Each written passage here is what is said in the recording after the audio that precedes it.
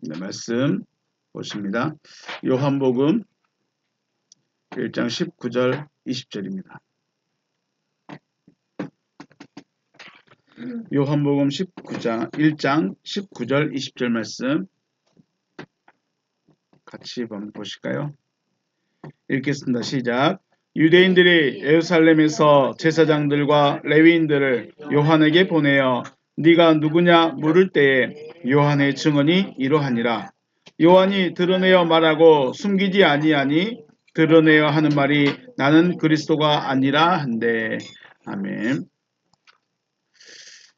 요한복음 1장 1절부터 18절 말씀까지 수요일까지 보셨는데 이 핵심적인 내용이 뭐냐면 하나님이 하시는 일입니다. 우리가 무엇을 믿는가? 우리가 무엇을 믿어야 하는가?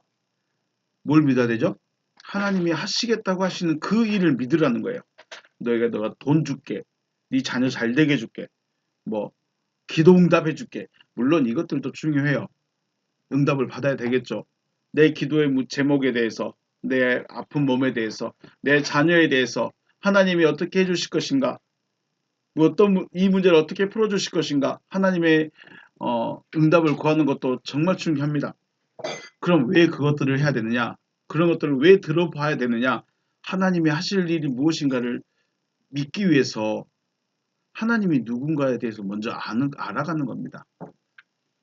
우리 시내산에 갈 때 홍해 바다 건너고 나서 제일 먼저 만난 문제가 뭐였죠? 마라의 쓴물이에요. 3일을 걸었는데 마실 물이 없어. 목이 말라. 그런데 어른만 목마르는 것이 아니라 아이들이고 짐승들이고 다 목이 말라요. 그런데 거기서 뭘 해줘서요? 하나님이 나뭇가지를 던져라. 그러니까 쓴 물이 마시지 못할 물이 마실 수 있는 물로 변화가 되죠. 그리고 조금 더 가다가 이제 물샘 12를 만납니다. 그 사막에서 그 광야에서 샘의 근원을 얻었다는 것은 엄청난 부요함입니다. 생명의 약속도 있지만 부요함도 있습니다. 거기에 또 같이 있는 게 뭐예요? 종려 70주 나무죠. 종려나무 있다는 것은 그늘지고 풍요로운 곳을 말합니다. 자, 그렇게 지나가요. 그리고 또 아말렉이 쳐들어옵니다. 아말렉이 길을 막기 위해서 오는데 칼도 든 것도 아니고 전쟁을 해본 적도 없고, 그런데 여호수아에게 야 가서 싸워라. 그런데 가서 싸웠더니 이겨요. 그렇게 해서 여러 가지 과정을 지나서 시내산 앞에 딱 들어갔죠. 그때 하나님이 시내산에 강림하셔가지고 내가 너희를 어떻게 여기까지 독수리 날개로 업어서 여기까지 데리고 왔는지 너희 다 봤지. 너희 다 경험했지. 나 그런 하나님이야. 내 하나님, 내 백성 될 거야? 내 백성 될 거야? 라고 물었을 때 어떻게 해요? 네. 하나님 백성에도 손해볼 게 없을 것 같네요. 잘 될 것 같네요. 물 걱정 안 해. 양식 걱정 안 해. 전쟁 걱정을 안 해. 무슨 걱정이 필요해요? 뭐가 더 필요할까요? 치료해 주시고, 지켜주시고, 채워주시고, 먹여주시고. 뭐가 걱정이에요? 걱정할 게 하나도 없다는 거예요. 그래서 어떻게 해요? 저희 하나님 백성 되겠습니다 하고 피의 언약을 세우죠. 왜 앞에서 이런 사건들을 보여주셨을까? 왜 마라의 쓴물로 종려인 엘림으로 미디안 군사를 만나게 하고 만나를 먹이시고 바위에서 물을 내주시고 왜 이런 것들을 보여주셨을까요? 이거 하려고. 시내산에서 이 말 하려고. 너 다 봤지? 내가 어떤 하나님이 너희 경험했지? 내 백성 될 거야. 이거 하려고. 지금 우리가 기도 응답 받는 거, 하나님 기도 이것 좀 해주세요. 이것들은 진짜로 하나님이 뭘 하시고 싶어 하시는가? 그거 하려고. 지금 우리가 요한복음 1장 1절부터 18절까지 하나님이 하시려는 일에 대해서 말씀을 드렸어요. 먼저 1절부터 5절까지는 빛에 대해서 이야기했고요. 그 다음에 9절부터 11절까지는 빛에 대해서 얘기했고요. 그 다음에 12절부터 18절까지는 이제 14절까지는 그 하나님이 하시려겠다는 그 일의 방법, 과정에 대해서 말씀드렸고요. 하나님이 하시려는 일을 믿으라는 거예요. 그럼 하나님이 하시겠다는 일이 뭐예요? 저를 아들 세우겠다는 거예요. 그거를 다르게 표현하면 구원하겠다. 너를 구원시키겠다. 너에게 생명을 주겠다. 너를 거듭나게 해주겠다. 너를 부활시켜 주겠다. 너에게 진리의 성령을 너에게 주시겠다. 또 나 자신을 너에게 주겠다. 이렇게 표현하시는 거죠. 표현 하나는 말만 다를 뿐이지 내용은 다 똑같다는 거예요. 그래서 요한복음 1장 1절부터 18절까지의 한 구절 한 구절 읽어가면서 이 내용은 이 말이었지 우리는 기억해야 됩니다. 하나님이 하시겠다는, 그러니까 말에 쓴물 갔는데 하나님 물 못 마시겠어요. 그래? 다른 데로 가자. 그럴 수 있어요. 쓴물 안 바꿔주면 어쩔 거예요? 다른 데로 가야 어쩔 거예요? 내가 다른 데 준비해놨어. 다른 데로 가자. 그럴 수 있는 것이고, 엘림에 물샘 12이 있는 곳이 아니고 진짜 아무것도 없는 허허벌판으로 갈 수 있어요. 그런데 하나님 왜 굳이 그렇게까지 가셨는가? 하나님이 누군가를 보여주고 도장 찍으려고. 그럼 우리의 기도응답은요? 지금 우리가 기도응답 받는 게 중요할까요? 하나님이 하시겠다는 일, 그 길을 찾아가는 게 중요할까요? 말씀드렸죠. 엘림 안 갈 수도 있어요. 말에 쓴물 안 지나갈 수도 있어요. 아니, 말에 쓴물 만났는데 그냥 지나갈 수도 있어요. 아니면 어쩔 수 없이 그걸 마셔야 될 수도 있고요. 핵심은 뭐예요? 신의 산 앞에서 언약을 세우는 거예요. 지금 우리가 요한복음 1장, 요한복음을 강의하면서 18절까지 보면서 가장 중요한 게 뭐예요? 하나님이 하시겠다고 하는 일이 뭐냐? 그럼 그 일을 믿겠느냐? 하나님, 저는요, 하나님 아들 그거 놔두고요. 저 기도응답 좀 해주세요. 저 돈 문제 좀 해결해 주세요. 저 자녀 문제 좀 해결해 주세요. 하나님은 거기에 목숨 걸지 않고, 거기에 집중하지 않고, 하나님이 하시겠다고 하는 일에 대해서 집중을 하시는 거죠. 그러니까 우리가 기도응답 안 되면 어떻게 해요? 실망하죠. 그리고 기도응답, 어떤 목사님한테 갔더니 기도받았더니 기도응답 잘 되더라. 누구한테 집중해요? 목사한테 집중해요. 우리 신앙이 지금 그래요.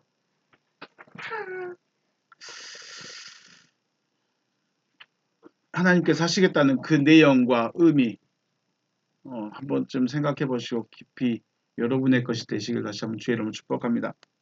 네, 하나님께서 하시려는 일은 하나님의 일방적인 작정이에요. 하나님, 저 구원은요, 그냥 이 상태로 뿅 하고 하늘로 올려주세요. 그건 누구 생각이에요? 내가 원하는 거예요. 하나님, 제 구원은요, 진짜로만 능력을 어마어마하게 베풀게 해주세요. 그럼 제가 구원받은 줄 믿을게요. 그건 누가 원하는 거예요? 내가 원하는 거예요. 하나님은요? 아니야. 넌 내 아들 돼야 돼. 넌 내 아들 되는 게 구원이야. 내 생명이 너에게 들어가 있는 게 구원이야. 내가 너에게 들어가는 게 구원이야. 아니, 하나님, 저 그거 필요 없고요. 저 성령의 능력만 좀 행하게 해주세요. 하나님의 하시는 일은 일방적이에요. 사람들이 원하는 것과 달라요. 그래서 하나님께서 하시는 일은 하나님의 계획대로, 하나님의 방법대로 합니다.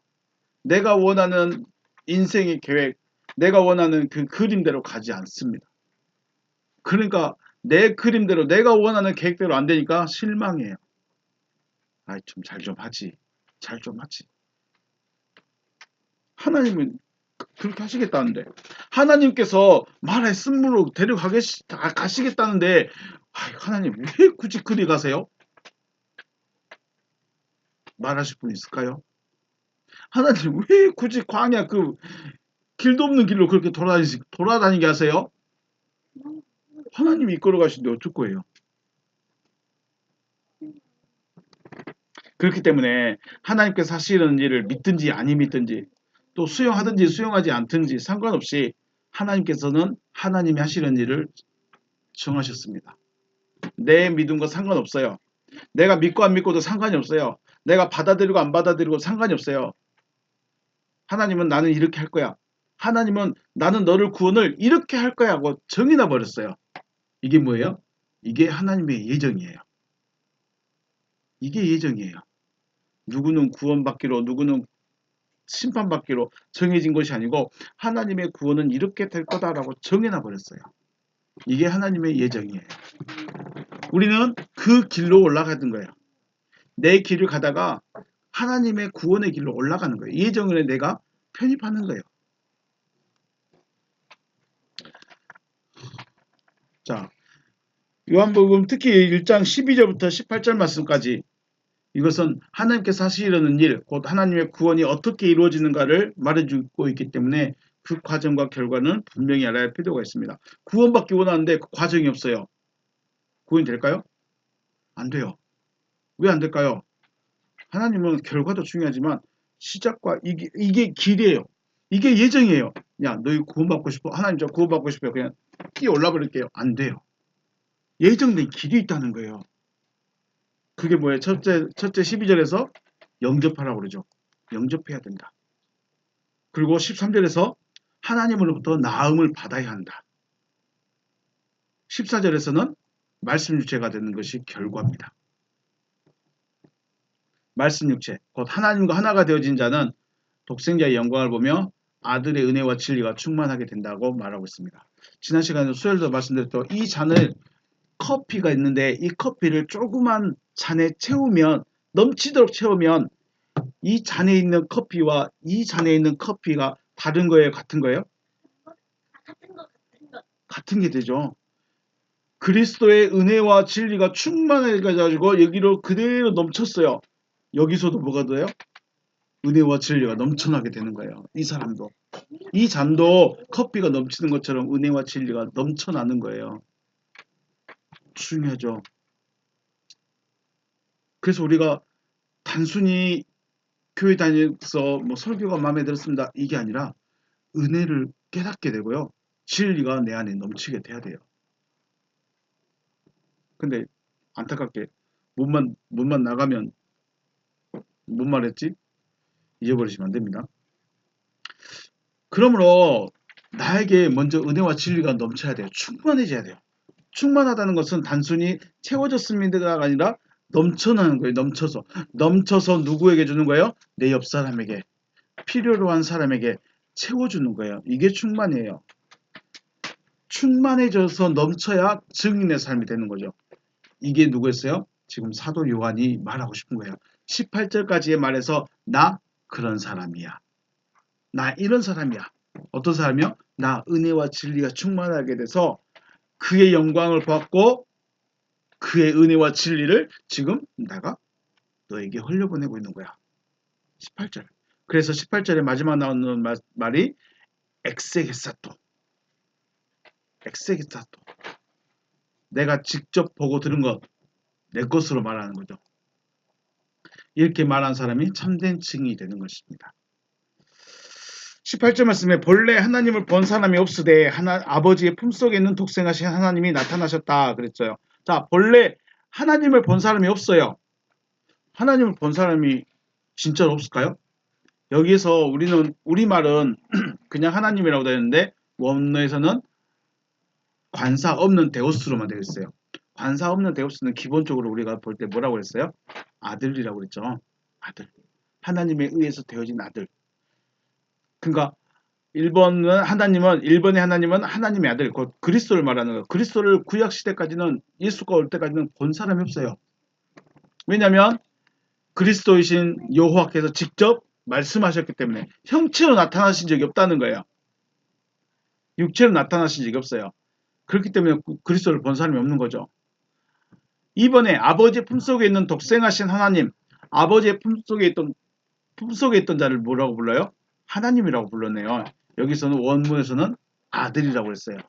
아들. 자, 여기 보시면 아들은 두 가지가 있어요. 자녀는 두 가지가 있는데 되어진 아들 이걸 뭐라고 하냐면 테크네라고 그래요. 그러니까 요한복음 1장 11절에서 영접하는 자 곧 그 이름을 믿는 자들에게는 하나님의 자녀가 되는 권세를 주셨다 할 때 이 자녀는 테크나예요. 되어진 자들이에요. 쉽게 말해 양자죠. 원래는 아니야. 원래는 아들이 아닌데 야, 너 내 아들에 여기 와 도장 찍어. 그래서 아들 된 게 테크나. 원래 있는 아들이 있죠. 원래 있는 아들. 그 아들은 뭐라고 불러요? 휘오스. 휘오스라고 불러요. 그래서 아버지의 품속에 있는 아들을 휘오스라고 부르고 되어진 자들을 테크나라고 불러요. 자, 그러니까 아버지와 함께 있던 아들이 육체로 나타나셨어요. 이게 그래서 휘오스라고 말합니다. 그 아들을. 그럼 그가 하셨던 일, 아버지와 함께 있던 그가 육체로 나타나셔서 하신 일이 뭘까요? 엑세게사토. 증거했다는 거예요. 증언을 했어요. 이야기를 해줬어요.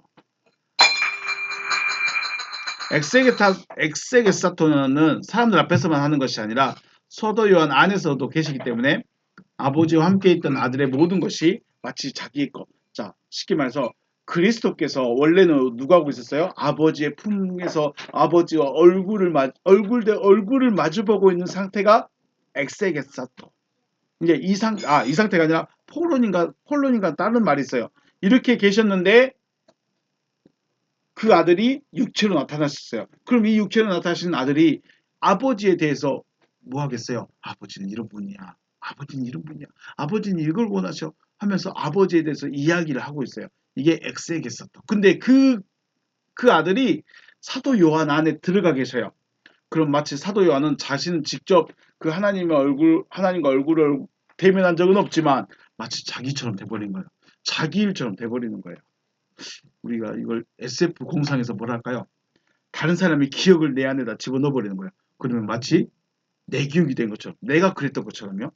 그렇게 돼버린 거죠. 그러니까 사도 요한의 입장에서는 자기는 직접 아버지 하나님을 얼굴을 대고 만난 적은 없지만 마치 자기가 만난 것처럼 돼버린 거예요. 왜요? 그리스도께서 안에 들어와 계시니까. 그냥 자기 이야기로, 자기 말로 엑세게사토 말을 해주고 있는 거예요. 이게 뭐예요? 이게 증언이에요. 이게 증언.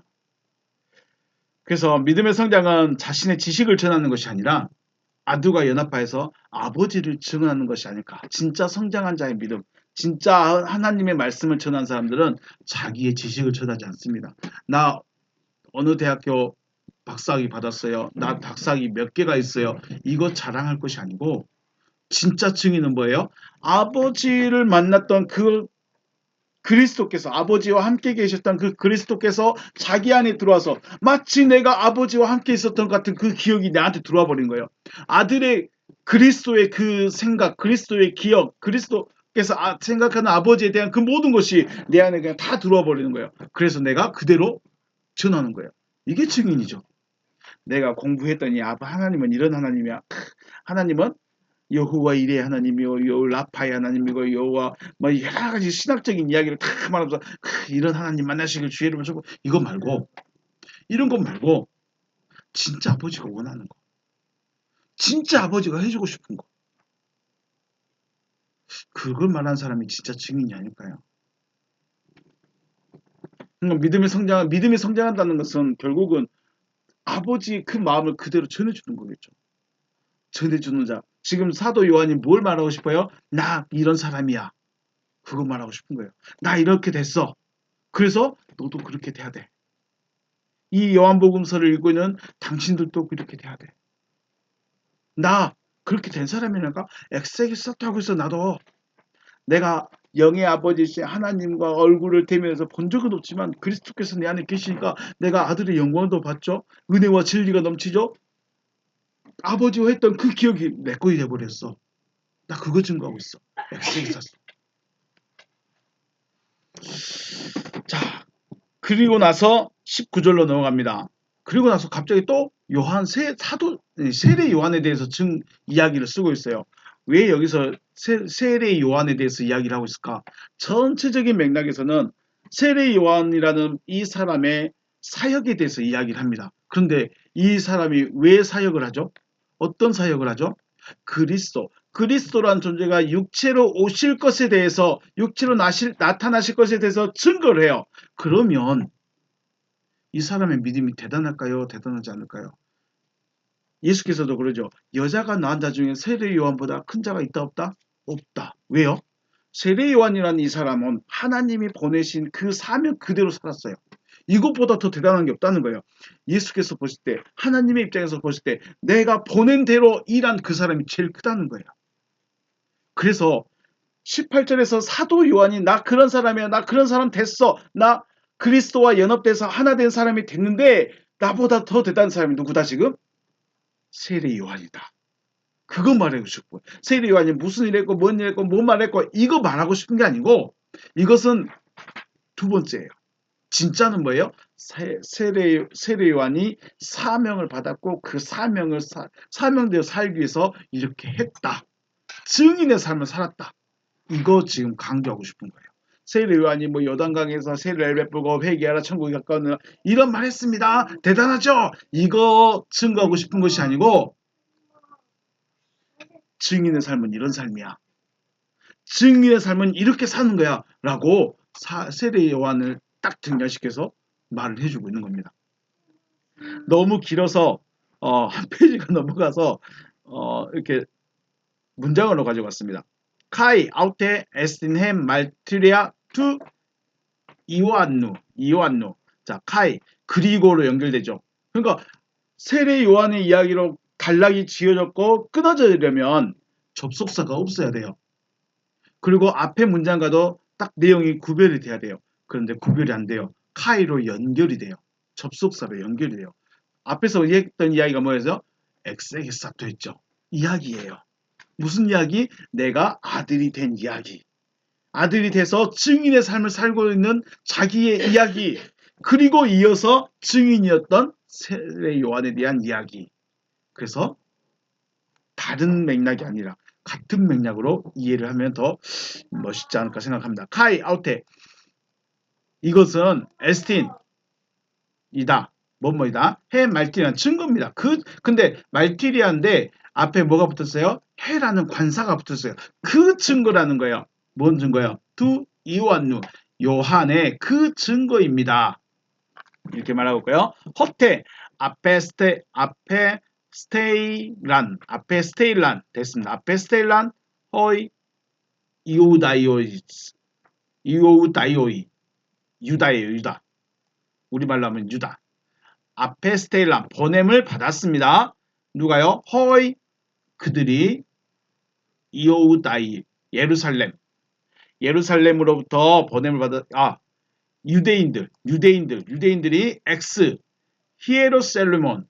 예루살렘으로부터 보냄을 받았습니다. 예루살렘에서 온 자들이 누구냐?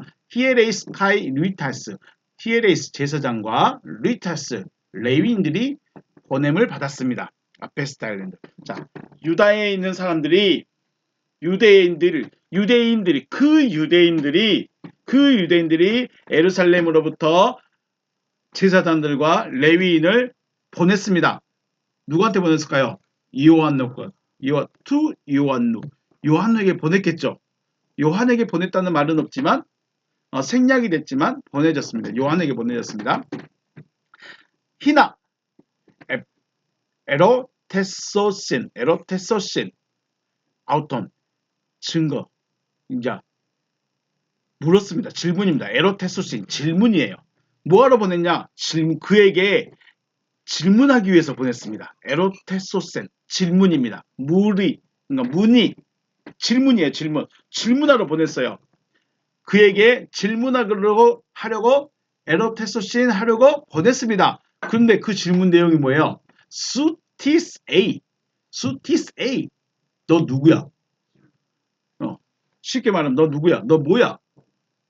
너 뭔데 요단강에서 세례 베풀고 하나님의 말씀이 어쩌니 저쩌니 너 뭔데? 이거 물어보려고 보냈다는 거죠. 자, 요한의 증거이긴 한데 어떤 증거예요? 그 증거예요. 증거란 말 앞에 관사가 붙였어요. 관사가 붙어있다는 것은 확실한 거, 분명하고 확실하게 말해주고 있다는 거죠. 세례 요한이 증거를 했는데 뭘 증거했냐? 그 증거는 분명하고 확실한 증거다. 자, 우리 앞에서 말씀드렸죠. 세례 요한은 보냄을 받은 자였어요. 세례 요한은 되어진 자가 아니라 보냄을 받은 자예요. 보냄을 받은 자. 그러면 우리 생각해 볼까요? 보냄을 받는다는 것은 보냄을 받기 전에 어디 있었다는 거죠. 이해가 되신가요? 자, 아들을 제가 시청에 좀 보내요. 그러면 아들이 원래 어디 있었어요? 저하고 같이 집에 있었겠죠? 집에 있었든지 교회에 있었든지. 세례 요한은 보냄을 받았어요. 보냄을 받았다는 것은 어딘가 전에 있었다는 거예요. 그런데 재밌는 거는 그 세례 요한이 자기가 만났던 자기가 알고 있는 그 사람을 증거해야 돼요. 생뚱 모르는 사람을 증거할 수가 없어요. 증거라는 것은 내가 보고 들은 그것을 말하는 거죠. 증거라는 것은 내가 보고 들은 거, 내가 알고 있는 거, 그걸 말하는 거예요. 그렇다면 보냄을 받기 전에 이 땅에 나타나기 전에 이 세례 요한이라는 이 사람은 누구를 봤을까요? 그리스도를 보고 있었다는 거죠. 아버지께서 보냈으니까 아버지와 같이 있었고 아버지와 함께 있는 그리스도를 보고 있지 않았을까? 네, 생각을 해봅니다. 그러니까 그만큼 세례 요한이 앞에 말티리아라는 그 말 앞에 관사를 딱 붙여놨어요. 해라는 관사를 딱 붙여놨어요. 그러니까 우리가 세례 요한의 증거 혹은 세례 요한이 하고 있는 말들이 단순한 말이 아니라는 거예요. 왜냐하면 생각해보면 그는 이미 그리스도가 물론 얼굴이 어떻게 생겼는지 키가 몇인지 성격이 얼마인지 이런 거는 말고 그 나라에 대해서 그분 아들에 대해서 아버지에 대해서 어느 정도 알고 있었다는 거죠. 그러니까 그 증거라고 말하는 거예요. 그냥 세례 요한이 하는 말들이 다 증거가 아니라 세례 요한은 분명하고 확실한 것들만 말하고 있었다라는 것입니다. 그러니까 우리 문장에서는 세례 요한이 증거입니다. 증거했습니다 하고 끝나버리지만 의미적으로 본다면 조금 더 깊이 생각해 본다면 세례 요한이 하는 말들은 쉽지가 않다. 엄청 대단한 사명이다. 또 한 가지는 뭐예요? 사명이죠. 사명으로서의 그 증거입니다. 그러니까 해 말티리아라는 말은 사도 세례 요한이 확실하게 봤던 것을 증거하는데 두 번째는 뭐냐? 두 번째 의미는 사명으로서의 증거입니다. 세례 요한은 제사장 사가랴와 그 안에 엘리사벳의 아들입니다. 즉 세례 요한은 나면서부터 뭘 해야 되는 사람이에요? 나면서부터 너는 제사장직을 맡아야 돼. 다른 거 생각을 못해. 다른 걸 생각할 수가 없어. 너는 제사장이 되기 위해서 태어났고 제사장직을 해야 돼. 그러니까 할례 받고부터 아빠 따라다니면서 짐승 어떻게 잡는지 이때는 뭐 하는지 다 배워야 돼요. 근데 그래요. 사역하기 전까지 30세라 치고요. 예수님이 30대 때 시작했으니까 30세까지는 어쩌면 아버지 밑에서 계속해서 제사법 배우고 있었겠죠. 근데 갑자기 30세가 딱 됐을 때 어떻게 해요? 나 갈래 하면서 사명을 쫓아가 버려요. 이건 대단한 거예요. 유대 사회에서는 이게 있을 수 없어요. 특히 레위 지파, 특히 제사장직을 이어갈 사람에게는 나 안 할래 이게 없어요. 있을 수가 없는 일이에요. 근데 사명이에요. 사명이에요. 사명은 하고 싶어 하는 게 아니에요. 여기서 바뀌어 버리는 거예요. 제가 제일 의아한 게 왜 의사들이 아프리카에 가서 봉사하러 간다고 할까요? 가서 잘 살까요? 가서 돈 많이 벌어올까요? 왜 갈까요? 돈도 안 되는데. 안 가도 되잖아요. 불쌍해가지고. 그래요. 그 의사들 왜 가요? 사명감으로 가는 거예요. 돈하고 상관없어요. 내가 배운 이 의술을 통해서 사람을 살리고 싶다는 이 사명 하나 때문에 가버리는 거예요. 목사 왜 해요? 돈도 안 되는데? 물론 돈 되는 목사들도 있어요. 돈도 안 되는 지금 왜 하고 있어요? 이거 바꿀 수 있을까요? 못 바꿔요. 사도 요한이, 세례 요한이 그랬다는 거예요. 30세까지 제사 열심히 배우고 있다가 갑자기 나 가야 될 것 같아요. 하면서 가버린 거예요. 그러니까 그 사도 요한의 증거란 거, 해 말길이라는 이 증거라는 것은 단순한 말이 아니라 사명적인 의미를 가지고 있다. 누구도 막을 수 없다는 거예요. 자, 1절부터 18절까지 하나님께서 하시려는 일에 대해서 말씀했다면 19절부터는 세례 요한에 대한 이야기인데 단순한 이야기가 아니라 사명자는 그러니까 하나님의 증인들은 어떻게 살 것이냐 삶에서 어떻게 살 것이냐 이걸 말해주고 싶은 거예요. 하나님과 하나님의 믿음을 가진 자들은 사명감이 생겨요. 사명이 생겨버려요. 하나님을 아는 자들은 사명이 생겨버려요. 나 전해야 돼. 나 전해야 돼요. 돈하고 상관없어요. 명예와 상관이 없어요. 전해야 됩니다. 이게 세례 요한에 대한 이야기예요. 세례 요한이 뭐 했냐, 무슨 말 했냐, 이게 중요한 게 아니라 사명자가 어떻게 살았냐. 지금 사도 요한이 나 사명자가 됐고 나도 그렇게 살았다. 이거 말하고 싶은 거죠. 세례 요한의 증언은 그냥 읽어가는 것이 아니라 하나님의 아들로서 본분과 사명에 대한 충성을 대해서 생각해 보라는 거예요. 우리가 하나님을 알면 사명감이 생겨요. 하나님을 알면 사명이 솟아나 버려요. 그래서 못 바꿔요. 그냥 전진이에요. 자, 그러면 누구에게 증언하고 있을까? 물론 자신 앞에 나온 사람들에게, 많은 사람들에게 하나님의 회개하라고 말했겠지만 특별히 이거에 지목을 하고 있죠. 그 유대인들로부터 번냄을 받은 제사장들과 레위인들이었습니다. 자, 하나님의 말씀을 가르친다. 그럼 어디서 해야 될까요? 하나님의 말씀을 가르친다. 어디서 해야 돼요? 성전에서 해야 돼요. 성전에서 해야 되는데. 그런데 세례 요한은 지금 하나님의 말씀을 전한다고 말하면서 어디가 있어요? 광야에 나가버렸어요. 이건 유대 사회에 있어서 엄청난 반란이에요. 엄청난 사건이에요. 우리는 신정이 아니라서 그냥 그런갑다 할 수 있어요. 근데 신을 섬기는 나라에서는 신의 명령이 곧 법이에요. 왜 그 이슬람 극단 세력들이 사람을 죽이는데 아무렇지 않느냐? 그건 써 있으니까. 자기들의 반대된다는 죽여야 된다. 이런 이런 법이 있으니까 죽이는 거예요. 아무러냐? 그리고 많이 죽일수록 천국에 가서 더 많은 걸 차지할 수 있다. 이런 믿음을 가르치는 거예요. 그러니까 하는 거예요. 그러니까 신을 섬기는 나라에서는 자그 신의 법도에서 벗어난 것은 상상할 수도 없는 일이에요. 그런데 세례 요한은 앞에서 말씀드렸지만 제사장의 아들로서 제사장 직분을 배웠고 제사장직을 행하는 게 당연한데 갑자기 성전이 아닌 광야에서 하나님의 말씀은 이렇습니다라고 외치고 있는 거예요. 엄청난 반란이에요. 좋게 말하면 혁명가고 안 좋게 말하면 반란이에요. 반란. 그런데 재밌는 거는 사람들이 그 요한에게 간다는 거예요. 요한에게 가서 우리 어떻게 해야 돼요? 우리 어떻게 해야 돼요? 하고 물어보고 그 말을 들어 또 살아간다는 거예요. 그러면 이런 일이면 지금 세례 요한이 저 구석에서 요단강 강변에서 하고 있지만 그에 대한 소문은 어디까지 갔어요? 예루살렘까지 다 퍼져버린 거예요. 온 유대에 다 퍼져버린 거예요. 아, 세례 요한이라는 사람이 있는데 요단강에서 하나님의 말씀을 가르치고 세를 베푼다더라. 근데 그 가르침이 우리 제사장들하고 좀 달라. 직설적이야. 그리고 뭔가 좀 달라. 분위기가 달라. 그래서 여론이 지금 누구를 다 주목하고 있어요? 세례 요한을 지목하고 있어요. 그러니까 기존에 있는 제사장들의 입장에서 성전에서 말씀을 가르쳐야 한다고 철떡같이 믿고 있는 바리새인들의 입장에서 율법사들의 입장에서 세례 요한은 뭐예요? 반란자예요. 그렇다고 해서 함부로 할 수 있느냐? 함부로 못해요. 왜요? 앞에서 말했지만 세례 요한은 누구의 아들이에요? 사가랴 제사장의 아들이에요. 함부로 못하는 거예요.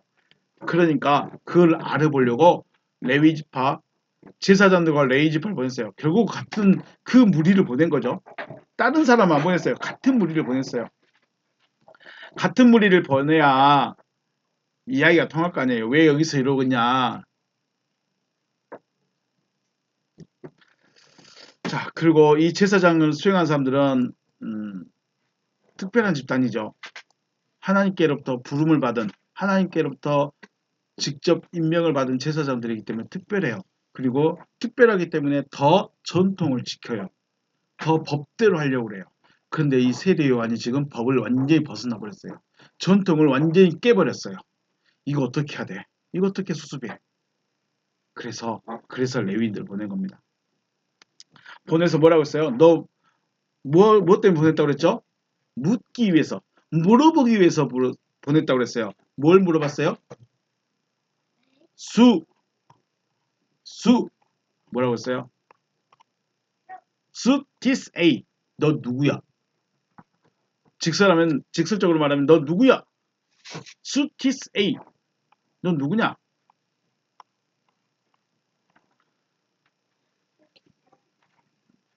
레윈들이 사갈의 아들 엘리사벳의 아들인 줄 몰라서 물어봤을까요? 너 누구냐고? 이 말은 뭐예요? 너 지금 정체성이 뭐야?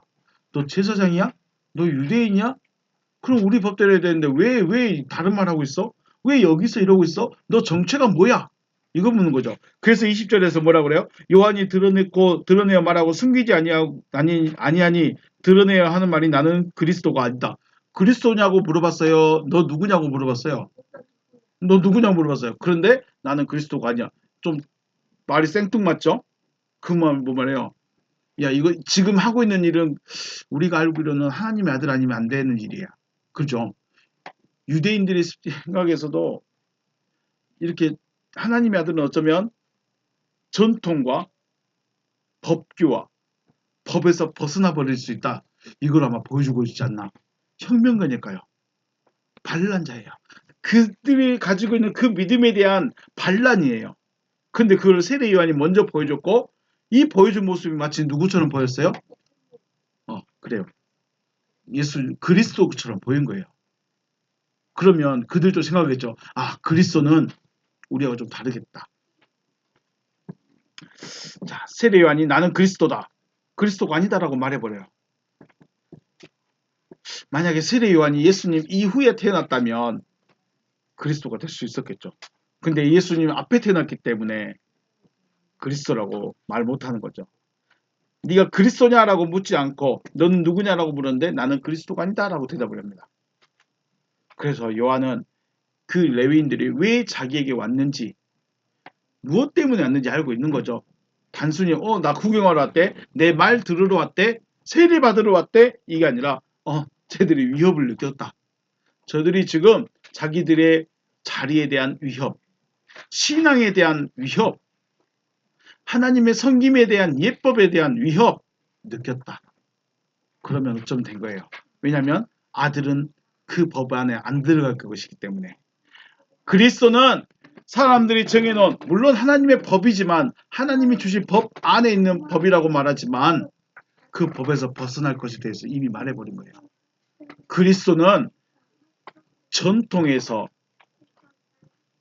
교리에서 법에서 벗어나게 된다는 걸 어쩌면 미리 말해주고 있다는 거죠. 그래서 전통과 법이 중요한가? 아니면 하나님께서 하시려는 일이 중요한가? 내가 믿는 믿음이 더 앞서 있는가? 하나님께서 하시려는 일이 앞서야 되겠는가? 세례 요한은 그겁니다. 전통에 따르면 성전에서 말했어야 돼요. 성전에서 외쳤어야 돼요. 그런데 전통을 깨버렸어요. 법도 깨버렸어요. 그들 사회의 규범도 다 깨버렸어요. 하나님의 명령이 먼저기 때문에. 그래서 지금 우리는 세례 요한을 통해서 뭘 느끼게 됐냐? 하나님께서 하시려는 일이 내게 들어오면 나에게 믿음이 되어진다면 나는 어떻게 살아야 될 것인가? 전통의 규범의 교회라는 이 테두리 안에 갇혀 있어서는 안 된다는 거죠. 그것을 세례 요한을 통해서 사도 요한이 지금 말하고 있다. 그래서 예수도 그와 같이 유대의 법에 유대의 전통에 얽매이지 않았습니다. 물론 사도 바울도 마찬가지고요. 자, 여러분들도 12절과 13절, 14절 그리고 18절 그래서 사명자의 삶, 아들로서의 삶 그런 삶을 살아가는 믿음의 성장한 자로 나타나시기를 주님의 이름으로 축복합니다. 네, 오늘 여기서 마치겠습니다. 수고하셨습니다.